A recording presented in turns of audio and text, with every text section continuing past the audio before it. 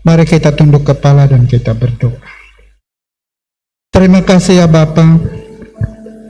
Kami bersyukur untuk hari yang indah ini. Satu kerinduan kami untuk selalu menyenangkan hati Tuhan. Kami selalu kuat di dalam Tuhan, sehingga nama Tuhan dipermuliakan. Hari ini kami mau bersama-sama belajar kebenaran firman Tuhan. Hamba-Mu tidak lebih dari debu berdiri di depan jemaat-Mu. Urapi, pakailah supaya firman yang hamba-Mu sampaikan boleh menjadi kekuatan yang baru bagi kami di dalam menghadapi hari-hari yang jahat di depan kami. Tuhan tolong supaya firman ini boleh menguatkan kami ya Tuhan, dan Tuhan pakai supaya firman ini boleh mengubah hidup kami. Dijauhkan daripada hamba-Mu untuk mencuri kemuliaan Allah. Kami mau belajar firman Tuhan hanya dalam nama Yesus. Amin. Jemaat silakan duduk kembali. Shalom. Shalom. Ya, puji Tuhan. Setelah kurang lebih 1,5 tahun, baru hari ini kembali lagi berdiri di mimbar ini. Itu suatu anugerah Tuhan yang luar biasa. Bapak Ibu Saudara, 1,5 tahun saya tidak ke Samarinda. Hari ini kembali berdiri di mimbar ini, rasanya lutut bergoyang, badan gemetar, hati berdebar-debar. Bukan berarti jatuh cinta, tapi karena sudah lama tidak berjumpa dengan jemaat yang ada di sini. Biasa saya berdiri di depan jemaat yang 7-15 orang, itu sudah luar biasa. Tetapi hari ini kita boleh bertemu kembali pada minggu ini, itu suatu ucapan syukur yang luar biasa bagi kita. Ada banyak Bapak Ibu, teman-teman kita yang mungkin tidak punya kesempatan bisa beribadah di dalam gereja bersama-sama seperti kita karena situasi dan kondisi, baik protokol COVID-19 ataupun situasi-situasi yang lain. Tapi kita boleh bersyukur hari ini kalau Tuhan boleh mengizinkan kita kembali untuk bersama-sama beribadah bersama. Puji Tuhan untuk itu. Bapak Ibu Saudara, saya 1 minggu yang lalu dihubungi oleh Ibu Gembala. Dia bilang, siap-siap hari Minggu kamu yang melayani. Saya pikir-pikir, hari Minggu saya melayani, kita mau belajar tentang apa. Tetapi saya melihat bahwa di dalam situasi sejak Maret tahun lalu sampai sekarang, mulai dari masa pandemi yang terus berjalan, saya lihat bahwa kalau kita hari ini masih ada di dalam gereja ini bisa beribadah bersama-sama, artinya kita masih diberi kekuatan daripada Tuhan. Amin. Nah, Bapak Ibu Saudara yang dikasihi dalam Yesus Kristus, mari kita membuka Alkitab kita dalam surat Efesus ya. Surat Efesus pasal yang ke-6 ayat yang ke-10 sampai yang ke-20. Efesus 6 ayat yang ke-10 sampai yang ke-20. Langsung buka Filipi saja karena dia pas di atas Filipi pasal 1. Nah, supaya lebih seru, yang laki-laki bersama-sama dengan saya membaca ayat yang ke-10, yang wanita membaca ayat yang ke-11, demikian silih berganti. Nanti ayat yang ke-20 kita baca bersama-sama. Katakan amin bagi yang sudah menemukan. Atau amin juga, aman juga karena sudah ada di LCD pasti. Mari kita akan baca yang laki-laki 1, 2, 3. Akhirnya hendaklah kamu kuat di dalam Tuhan, di dalam kekuatan kuasa-Nya.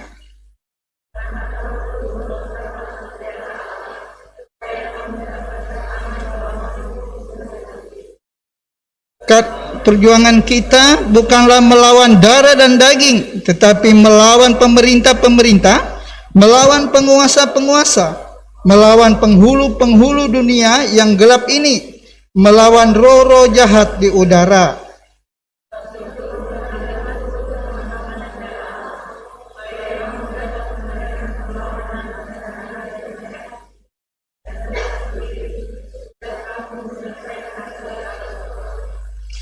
Jadi berdirilah tegap, berikatkan pinggang kebenaran, dan berjujur akan keadilan.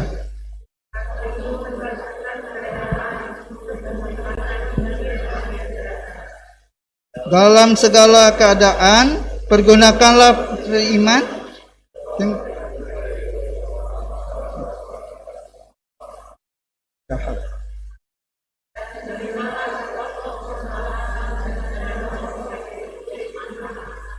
Dalam segala doa dan permohonan, berdoalah setiap waktu di dalam roh dan berjaga-jagalah di dalam doamu itu dengan permohonan yang tak putus-putusnya untuk segala orang kudus.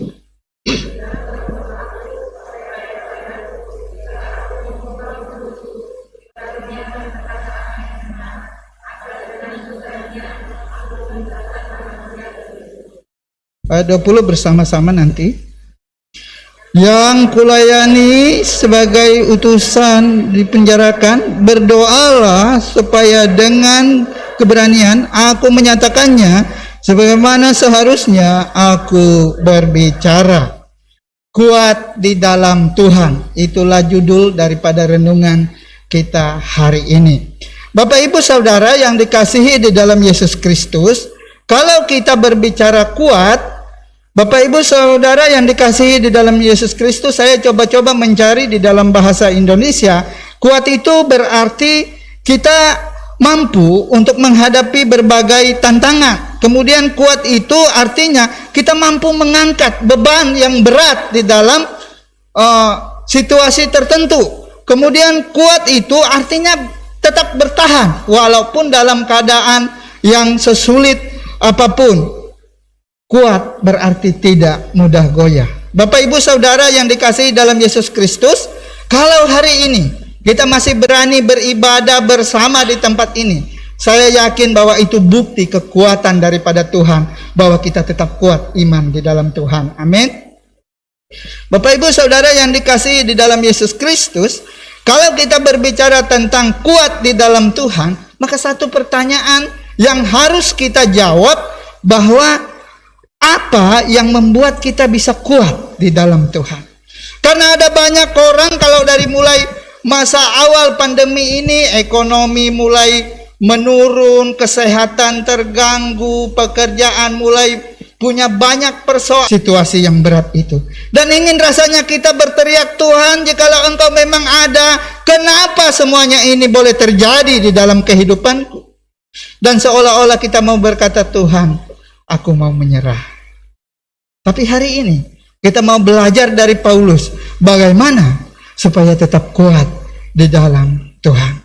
Bapak Ibu Saudara yang perlu dipahami, bahwa ketika Paulus menulis surat kepada jemaat yang ada di Efesus, itu bersamaan dengan dia menulis surat untuk jemaat yang ada di Filipi. Ketika waktu itu Paulus berada di dalam penjara. Artinya situasi Paulus betul-betul dalam situasi yang sangat menderita, situasi yang membuat dia tidak kuat, situasi yang membuat dia seolah-olah dia akan menyerah. Tapi Bapak Ibu Saudara yang dikasihi dalam Yesus Kristus, menarik bagi kita ketika kita melihat ayat 10 ini. Paulus menasihatkan jemaat di Efesus, akhirnya hendaklah kamu kuat. Apakah Paulus berkata hendaklah kamu kuat karena Paulus dalam situasi yang baik-baik saja? Dalam situasi yang aman-aman saja? Tidak. Paulus menghadapi tantangan yang begitu berat. Ada beberapa surat yang Paulus tuliskan dari dalam penjara. Bahkan ketika dia di dalam penjara itu, dia disesabkan, ada orang-orang yang sampai berpuasa sebelum membunuh Paulus, tidak mau makan dan minum. Artinya hidup Paulus betul-betul terancam. Tidak berbeda situasi Paulus dengan kehidupan kita hari ini. Tapi mengapa Paulus menasihatkan hendaklah kamu kuat di dalam Tuhan? Apa rahasia yang Paulus mau ajarkan kepada jemaat di Efesus supaya mereka tetap kuat di dalam Tuhan? Dan itu juga menjadi pelajaran bagi kita hari ini supaya kita tetap kuat di dalam Tuhan. Lihat saudara kiri kananmu, katakan tetap kuat. Bapak Ibu Saudara yang dikasihi di dalam Yesus Kristus, perhatikan ayat 10. Di sana dikatakan, akhirnya hendaklah kamu kuat di dalam Tuhan, di dalam kekuatan Hal pertama, kalau kita mau kuat di dalam Tuhan, yang harus ada pada kita adalah apa?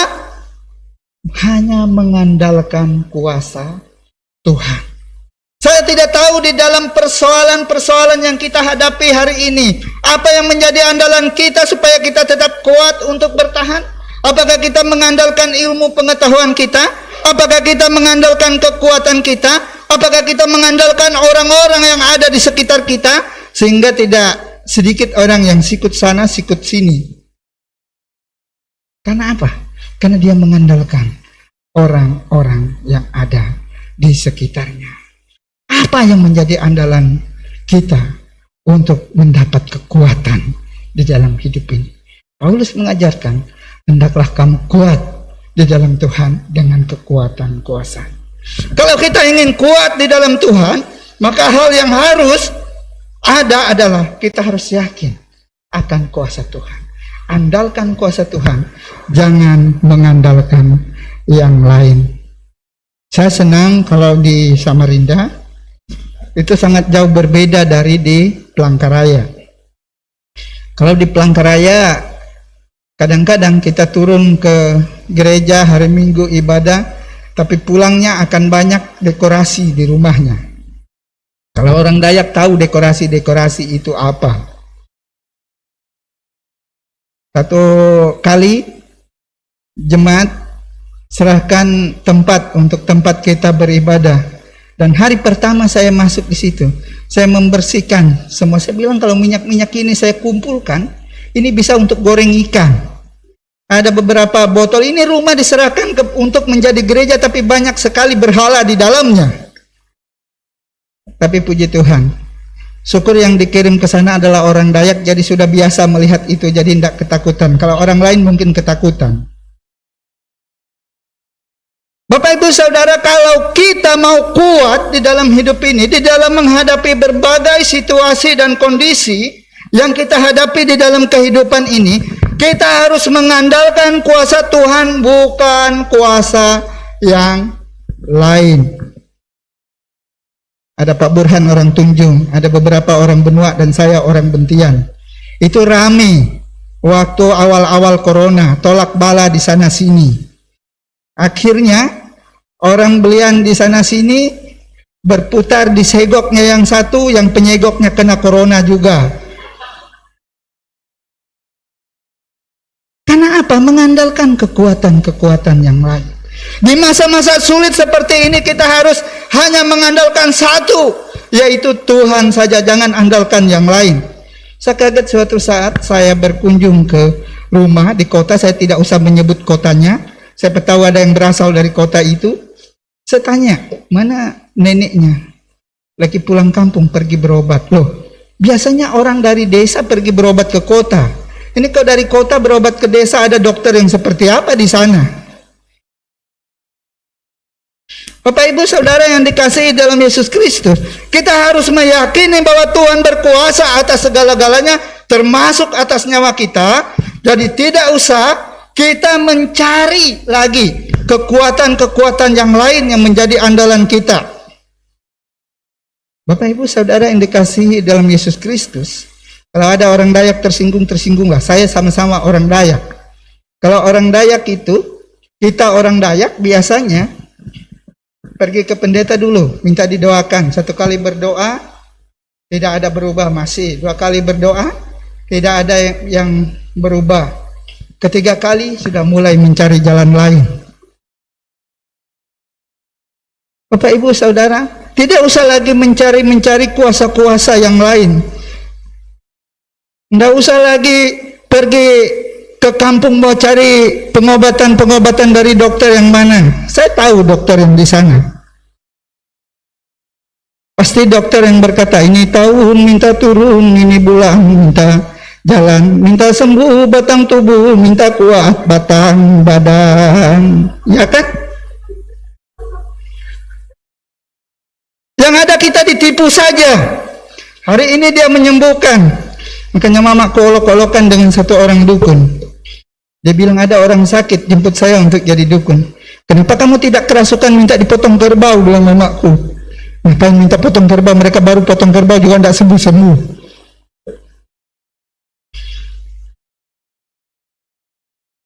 Jadi Bapak Ibu Saudara, hanya satu kalau kita mau dapat kekuatan di dalam menghadapi berbagai tantangan di dalam kehidupan ini, yang harus kita lakukan adalah percaya kepada Tuhan. Yakin akan kuasa Tuhan. Kekuatan hanya datang dari Tuhan. Maka pemazmur berkata, dari manakah datangnya pertolongan? Pertolongan datangnya dari Tuhan. Jangan lagi kalau ada suara-suara dari gelap lalu baca keripik kenapa patah tulang lengan sehari kuku seperti isi seperti kuku nik bisa guruku, itu tidak laku.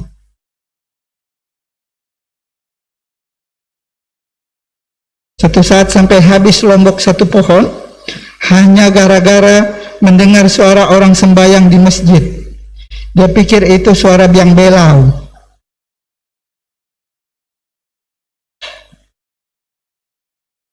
Bapak Ibu Saudara yang dikasihi di dalam Yesus Kristus, simpel saja. Kalau Anda mau kuat di dalam Tuhan, hanya satu, yakin akan kuasanya. Hanya saja pertanyaan untuk kepada kita masing-masing, sudahkah kita meyakini kuasa Tuhan? Atau kita masih berpikir masih ada jalan alternatif yang lain? Kalau Tuhan mampu menyembuhkan, haleluya puji Tuhan. Kalau tidak, cari jalan yang lain lagi. Karena saya merintis gereja yang baru di Pelangka, sekarang baru 5 keluarga. Itu ada satu jemaat saya itu sudah memeluk 5 agama. Luar biasa. Kenapa? Dia mau coba di agama ini.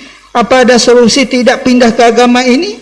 Saya bilang, kamu menjadi jemaat keliling Indonesia pun, GKI, jemaat keliling-keliling Indonesia, tidak akan menemukan. Karena Alkitab berkata hanya dengan percaya kepada Tuhan, bukan percaya kepada agama. Banyak orang di dalam hidupnya hanya percaya kepada agama, tapi belum tentu percaya kepada Tuhan.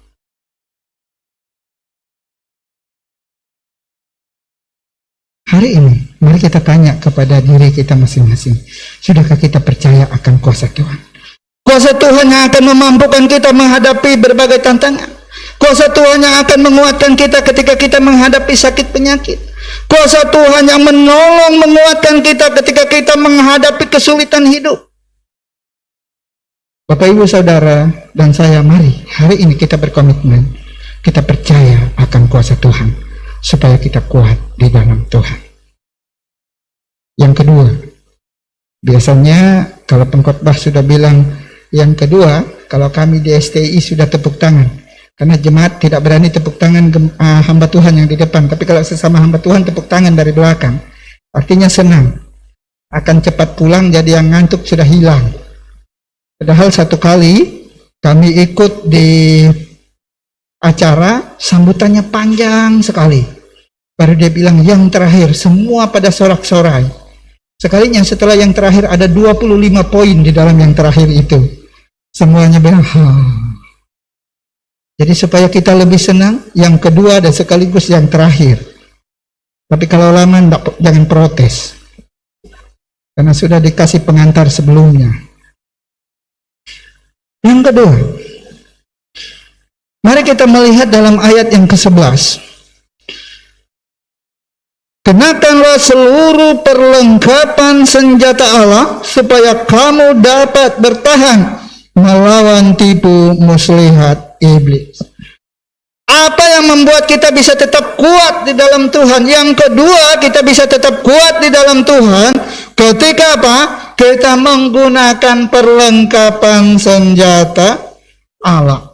Kenapa Paulus menggambarkan begitu? Karena Paulus sebelumnya akan menjelaskan bahwa semuanya itu adalah rencana si jahat atau si iblis. Makanya Erastus Sabdono bilang iblis itu bukan yang duduk di kuburan. Jadi yang duduk di kuburan nanti bolong. Kalau lihat film-film ya, belum pernah kita lihat setan yang sebenarnya ya. Yang kita lihat film-filmnya yang duduk di kuburan yang segala macam yang sering membuat kita ketakutan. Erastus Sabdono bilang itu setan yang ece-ece atau setan yang bodoh. Kenapa? Karena kalau begitu orang tidak akan mau mendekatinya. Tetapi iblis yang sesungguhnya adalah yang mempengaruhi seluruh kehidupan, sehingga orang akhirnya akan melupakan Tuhan. Bahkan kalau perlu dia akan menggunakan firman Tuhan. Ingat dalam Kejadian pasal 3, ketika manusia jatuh ke dalam dosa, apakah iblis menawarkan yang jahat? Tidak. Dia katakan kalau kamu makan buah itu, maka kamu akan sama seperti Tuhan. Iblis itu mempengaruhi pikiran orang supaya orang menyombongkan diri, ingin sama seperti Tuhan. Ingin dia lebih daripada yang lain. Bapak Ibu Saudara, di musim corona itu paling suasana yang enak iblis untuk berkarya. Kalau hamba Tuhannya pergi ke rumah, mau kunjungan, kenapa tidak ada turun ibadah? Maaf Bu, kami takut situasi corona. Padahal maksudnya di rumah itu, walaupun dia di rumah, dia harus ibadah. Padahal dia wiriwara pagi-pagi. Jadi ada alasan orang-orang saat ini. Kan Bapak bisa ibadah, Pak, tetangga saya Pak Haji. Jadi itu akan komplain kalau kami sembahyang. Jadi iblis berkarya melewati situasi kondisi seperti ini, membuat kita jauh daripada Tuhan, punya alasan yang kuat untuk tidak bertemu dengan Tuhan. Bapak Ibu Saudara yang dikasihi dalam Yesus Kristus, Alkitab berkata, guna perisai ada ketopong dan baju jirah dan seterusnya. Itu supaya walaupun sebagainya, sampai ada doa berkat, ya, Tuhan mengangkat menjadi kepala dan bukan ekor, padahal itu untuk Israel loh, bukan untuk jemaat. Tuhan mengangkat Israel menjadi kepala daripada iman-imannya orang seharusnya, tapi Israel gagal karena mereka yang menyalibkan Yesus.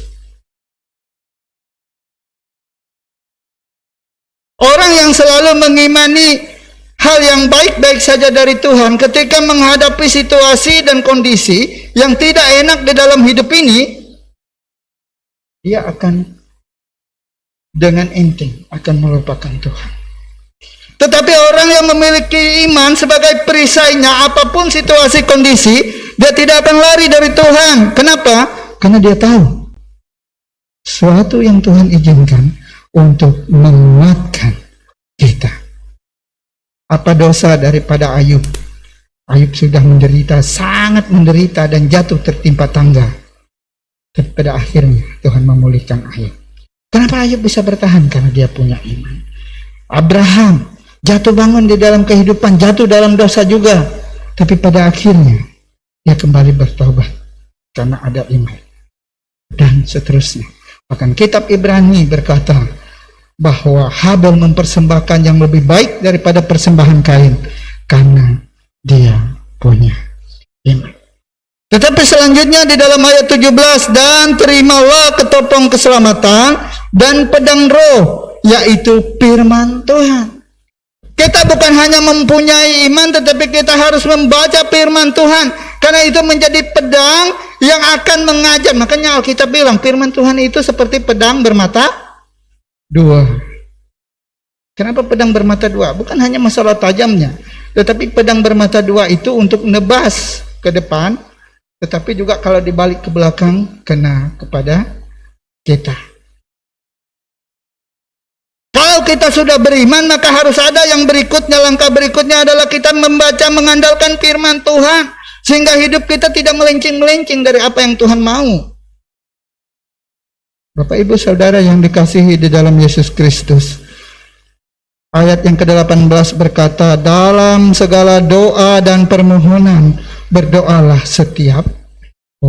Pertama, Tuhan akan menjawab iya ketika kita berdoa sesuai kehendak Tuhan, tepat pada waktu. Sudah bertahun-tahun, berbulan-bulan, doa kita belum juga ada. Hari ini mungkin kamu berdoa supaya sudah sekian lama menjadi suami istri tapi belum punya anak, kamu berdoa belum dijawab oleh Tuhan. Sabar, itu mungkin belum waktunya Tuhan. Kamu sudah membangun usaha sekian lama, jatuh bangunnya di dalam kehidupan ini tapi belum berhasil. Teruslah berdoa dengan tekun, karena mungkin belum waktunya Tuhan. Suatu saat Dia akan menjawabnya. Kamu menjadi mahasiswa, sudah bertahun-tahun hampir diberikan titel MA atau MA, mahasiswa abadi. Sudah bertahun-tahun belum dijawab oleh Tuhan. Sabar, mungkin ada waktu yang Tuhan siapkan suatu saat. Jadi jawaban Tuhan yang pertama tadi, Tuhan menjawab ya kalau tepat waktunya dan sesuai kehendaknya. Yang kedua, Tuhan jawab tunggu kalau memang sesuai kehendak Tuhan tapi belum waktunya. Tetapi yang ekstrim yang ketiga, Tuhan akan menjawab tidak ketika doamu tidak sesuai kehendak Tuhan. Bulan ini pada tanggal 22 gembala disambung, Om dari Pak Burhan akan memasuki masa emeritus. Dan saya ingat tahun 1993 saya bersama dia berjalan kaki dari kampung kami ke kampung tetangga untuk melayani di kampung tetangga, dan di tengah jalan kami dua di-stopkan oleh seorang ibu. Pak, mampir dulu, saya mohon dukung doa. Oke, singgah. Apa pergumulan ibu? Kira ada sakit atau apa? Enggak. Ternyata ibu ini tadi malam kehilangan minyak. Dulu kan kalau di hulu untuk lampu itu pakai lampu teplok yang pakai minyak tanah. Dia hilang minyak tanah 5 liter. Jadi mohon Bapak berdoa untuk si pencuri ini. Jadi ya namanya Pak Pendeta, berdoalah Pak Gembala. Ya Tuhan tolong berkati orang yang mencuri ini supaya dia tidak mencuri lagi. Belum sempat amin, ibu itu bilang stop Pak. Bukan itu doa yang saya minta. Yang saya minta Bapak doakan supaya orang yang mencuri ini mati kena tabrak, jatuh dari pohon madu. Pokoknya kematian yang sadis-sadis yang dia minta. Dan Pak Gembala, maaf, saya tidak bisa berdoa seperti itu. Dan itu doa seperti itu bukan doa yang dikehendaki Tuhan. Dan Tuhan tidak akan menjawab doa seperti itu. Tapi saya yakin bahwa kita berdoa pasti yang benar. Kita tidak mungkin berdoa di luar kehendak Tuhan. Bapak Ibu Saudara yang dikasihi di dalam Yesus Kristus, senjata kita beriman, berdoa dengan tak putus-putus kepada Tuhan, dan membaca firman Tuhan menjadi kekuatan kita untuk melawan kuasa iblis yang selalu mengganggu kita, selalu mencari situasi kondisi kita lemah supaya kita bisa diserang oleh iblis. Ingat, ada 2 hal hari ini kalau kita mau kuat di dalam Tuhan. Yang pertama, kita harus mengandalkan kuasa Tuhan. Yang kedua, kita harus mengandalkan senjata Allah, yaitu beriman, membaca firman Tuhan, dan berdoa yang tak putus-putus. Bapak Ibu Saudara, saya tidak tahu apa yang menjadi pergumulan kita hari ini. Tetapi mari kita terus berdoa kepada Tuhan, mohon kekuatan daripada Tuhan, dan yakin akan kuasa Tuhan, supaya kita tetap eksis, tetap kuat di dalam Tuhan. Dalam situasi apapun, ekonomimu yang sulit, pekerjaanmu yang berat, kesulitan-kesulitan hidup yang lain yang kau hadapi, bahkan sakit penyakit yang kamu derita, ketika kita mengandalkan kuasa Tuhan, kita mengandalkan senjata Tuhan, yaitu firman Tuhan, doa yang tak putus-putus, dan iman kita kepada Tuhan, maka bukan insya Allah, maka pastilah Tuhan akan menguatkan kita di dalam Tuhan. Amin. Mari kita bersama-sama berdoa dan sekaligus bersafaat kepada Tuhan. Mari kita berdoa. Ya Tuhan, kami bersyukur untuk kasih setia dan pertolongan Tuhan di dalam kehidupan kami. Kami bersyukur untuk pertolongan Tuhan bagi hidup kami. Dan saat ini kami sudah diperdengarkan dengan firman-Mu. Dan biarlah firman-Mu ini menjadi kekuatan yang baru bagi kehidupan kami ya Bapa. Kami bersyukur untuk semuanya itu. Ya Tuhan, kami mau berdoa syafaat bagi pelayanan pekerjaan Tuhan. Khususnya yang ada di GKKA Jemaat Samarinda.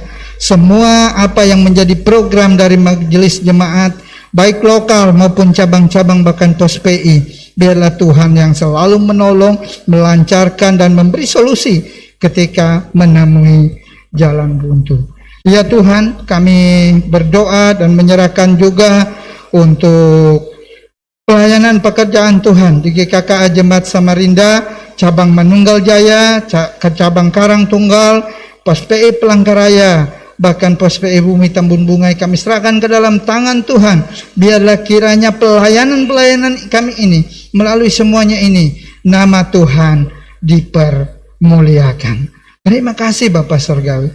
Kami berdoa mungkin ada jemaat yang saat ini sedang mengandung, Tuhan pimpin jaga bayi yang ada di dalam kandungannya hingga pada waktu persalinannya supaya bisa lahir dengan selamat ya Tuhan.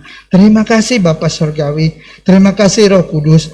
Kami juga berdoa ya Tuhan untuk orang tua kami yang sudah berusia lanjut, dimanapun mereka berada, Tuhan terus memberi mereka semangat yang baru, kekuatan, penghiburan daripada Tuhan, sehingga di usia tua mereka tetap memuliakan Tuhan. Terima kasih Bapak Surgawi. Terima kasih Roh Kudus.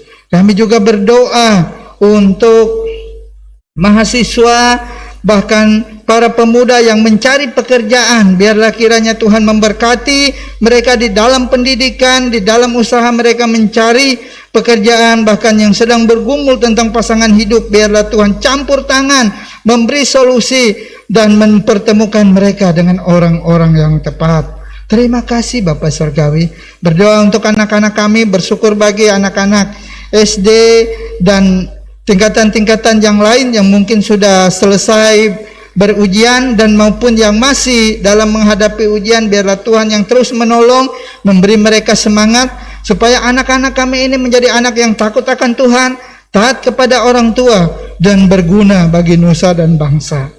Dan kami juga berdoa ya Tuhan untuk GKKA, Sinode GKKA Indonesia dalam segala tugas dan tanggung jawabnya, program kerjanya, bahkan sekarang dalam persiapan Emeritus Pendeta Arnes juga Tuhan terus menolong, memberkati supaya melalui sinode ini nama Tuhan dipermuliakan. Kami berdoa untuk bangsa dan negara kami yang saat ini dalam mengalami pandemi. Biarlah Tuhan yang terus menolong, memberikan kekuatan, memberikan perlindungan bagi anak-anak Tuhan, bahkan orang-orang yang Engkau kasihi, bahkan semua umat di dunia ini di dalam menghadapi pandemi ini. Sekiranya Engkau menghendaki, biarlah melalui situasi ini nama Tuhan dipermuliakan. Terima kasih Bapa Surgawi. Terima kasih Roh Kudus. Terima kasih. Inilah doa kami yang kami alaskan hanya di dalam nama Tuhan Yesus yang telah mengajarkan murid-muridnya berdoa dan juga diteruskan kepada kami yang berbunyi demikian. Bapa kami yang di surga, dikuduskanlah namamu, datanglah kerajaanmu, jadilah kehendak-Mu di bumi seperti di surga. Berikanlah kami pada hari ini makanan kami yang secukupnya, dan ampunilah kami akan kesalahan kami, seperti kami juga mengampuni orang yang bersalah kepada kami. Dan janganlah membawa kami ke dalam pencobaan, tetapi lepaskanlah kami daripada yang jahat, karena Engkaulah yang punya kerajaan dan kuasa dan kemuliaan sampai selama-lamanya. Amin.